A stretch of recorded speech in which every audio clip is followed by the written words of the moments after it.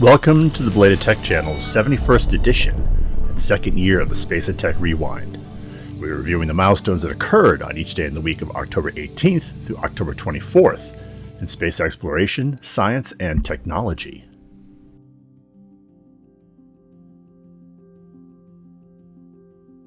October 18th, 1954, the U.S. nuclear rocket engine program, a program that is still ongoing in 2021, began on this date by the U.S. Air Force. It was turned over to NASA in 1957 after it was apparent that chemical propellants were sufficient to deliver modern warheads to any point on the Earth's surface. The result was the NERVA program, which successfully developed a practical nuclear rocket engine.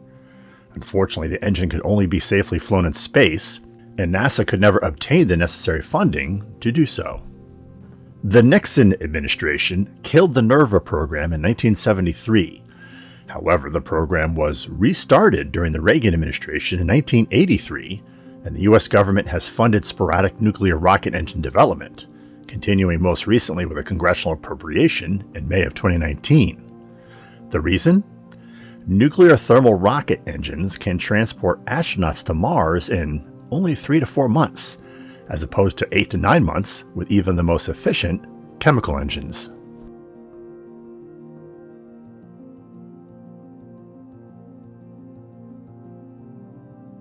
October 19th, 2004, the inventor of the common alkaline battery, Canadian-American chemical engineer Louis Urey, died on this date. He was 77. Urey was working for Eveready in 1955 during a time that dry cell batteries were made with a carbon-zinc chemistry when he developed an improved manganese diode chemistry. Production began in 1959. The alkaline battery gets its name because it has an alkaline electrolyte of potassium hydroxide instead of the acidic ammonium or zinc chloride electrolyte of the carbon-zinc batteries. Other battery systems also use alkaline electrolytes, but they use different active materials for the electrodes. Alkaline batteries account for 80% of manufactured batteries in the US and over 10 million individual units produced worldwide. The Smithsonian Institution displays Urey's alkaline battery prototype.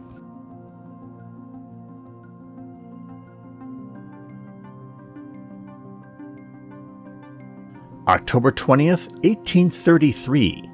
The first chemistry textbook to use chemical symbols was published by Edward Turner of England on this date. He explained in the preface to the fourth edition of his text, Elements of Chemistry, in which he explained his use of symbols to represent reactants and products because he found they solved the difficulty of giving a, quote, clear and concise description of the phenomenon in ordinary language. Turner used parts of the algebra type notation as suggested by Trinity College professor William Whewell with parts of Swedish chemist Jöns Jacob Berzelius's system, in which iron was represented by the symbol Fe, from the Latin word ferrum, and oxygen by O. Thus, Fe plus O represented one oxide of iron, and 2Fe plus 3O represented another. We have discussed elemental chemistry previously in Milestones 49 for helium and radium, Milestone 60 for lawrencium, Milestone 72 for plutonium, Milestones 85 for mendelevium, and Milestones 119 for darmstadtium. Want to know how to navigate our channel content? We refer to tech documentary segments as episodes. Coverage of current events in space exploration, science, and technology are labeled as shorts. Space and tech history are documented in an anthology called Milestones. Gameplay recordings can be discovered on the Belated Tech Gaming channel in videos called Walkthroughs and Side Missions. Reviews of tools and equipment hail from the Tool Crib, and reviews of small electronics and appliances arrive by way of the Radio Shed. Looking for a specific video on our channel that we may have mentioned in one of our other videos? Links to those episodes can be found in the description section below. Also, we have begun labeling our video titles with numbers, such as M105 for Milestones 105 or S49 for Short 49, so viewers can perform a title search. Finally, you can peruse our entire 300 plus video library by looking at our playlists, which conveniently sort videos by subject.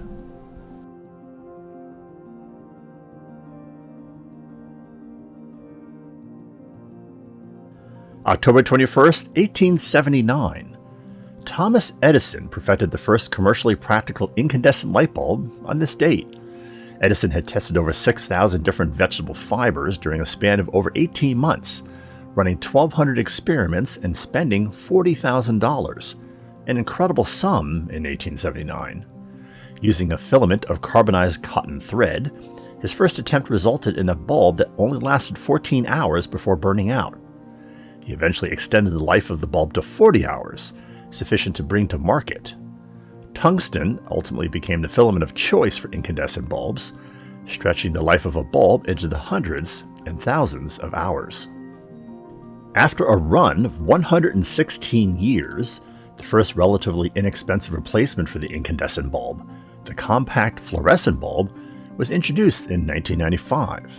The CFL had been invented by General Electric in 1976, but the company could not figure out how to manufacture the bulb economically at the time. CFLs, which were significantly more energy efficient, went on to widely displace incandescent bulbs over the next 15 years. However, the reign of the CFL was not to last as long as the incandescent bulb, as the first relatively inexpensive LED bulbs began to come to market in 2009. The use of CFLs has dropped off sharply, and LED bulbs have become the bulb of choice in 2021.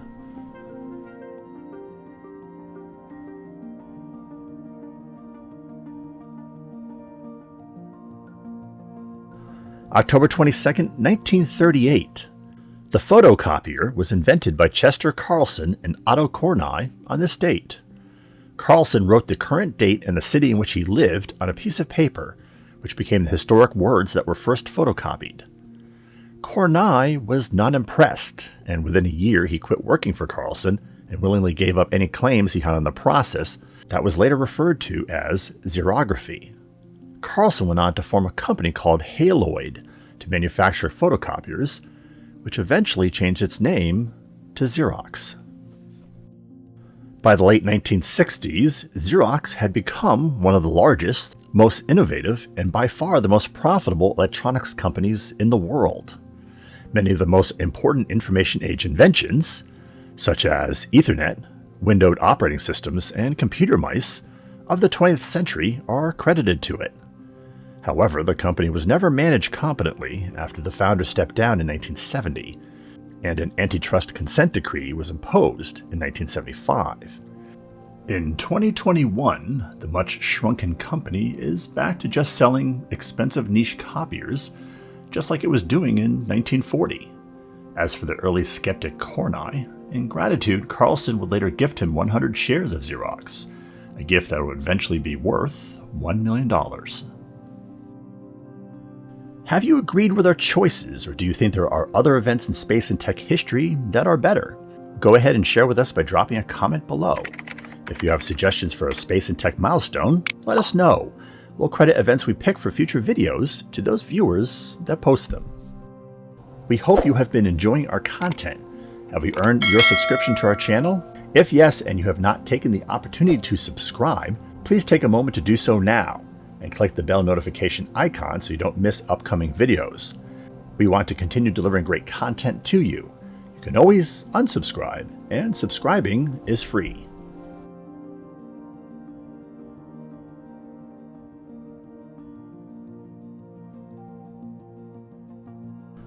October 23rd, 4004 BC. The Catholic Church determined that the Earth was created on this date. Irish Archbishop James Ussher derived the date based on his calculations on the genealogies of the Bible, starting with those in the book of Genesis, as well as other ancient sources from Babylonian and Roman history. Ussher's chronology became dominant throughout Western Christendom. England's King James Bible eventually included the chronology, and as a result, the dating system has a large number of adherents in the modern day. In 2021, geologists and cosmologists consider the age of the Earth to be 4.54 billion years old, plus or minus 50 million years. This age represents the age of Earth's accretion or core formation, or of the material from which Earth was formed.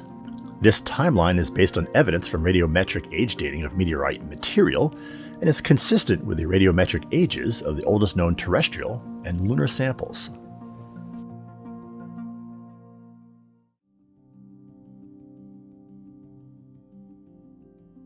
October 24th, 1960.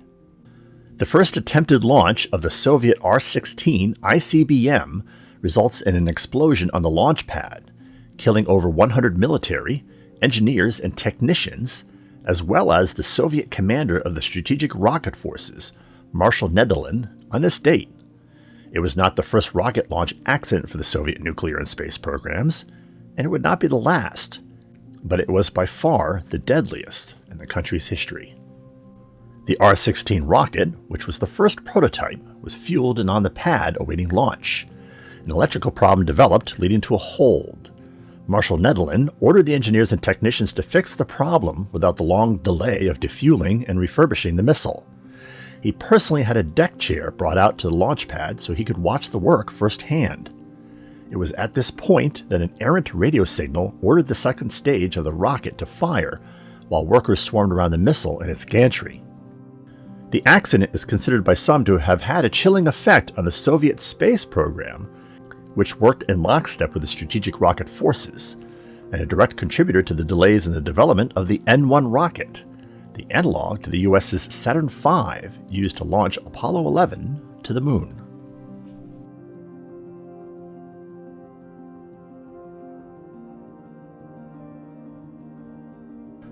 On October 11, 2021, India's Prime Minister, Narendra Modi, announced that his government would widen cooperation with industry, young innovators, and startups to bring about innovation in the country's space sector. To that end, the Indian Space Agency ISRO will be sharing its expertise in R&D facilities with the private sector.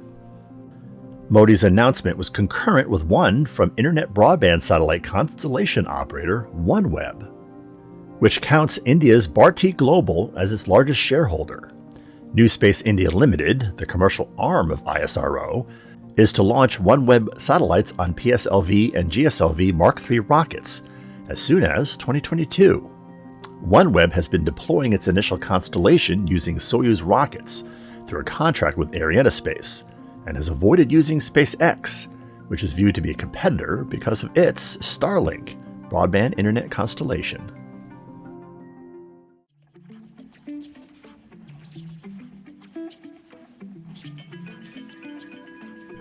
We hope you enjoyed the 71st episode of Belated Tech Space and Tech Rewind. If so, click that like button. Don't forget to subscribe or just stay in touch by following us on our microblogging accounts, which are listed below, as well as in the community feed for this channel. We announce all new videos on those outlets. Stay connected by occasionally checking our Instagram feed and Minds page, where we post content from our upcoming episodes and from episodes past that you may have missed, and where we cover current news and events related to channel content. Thanks for watching.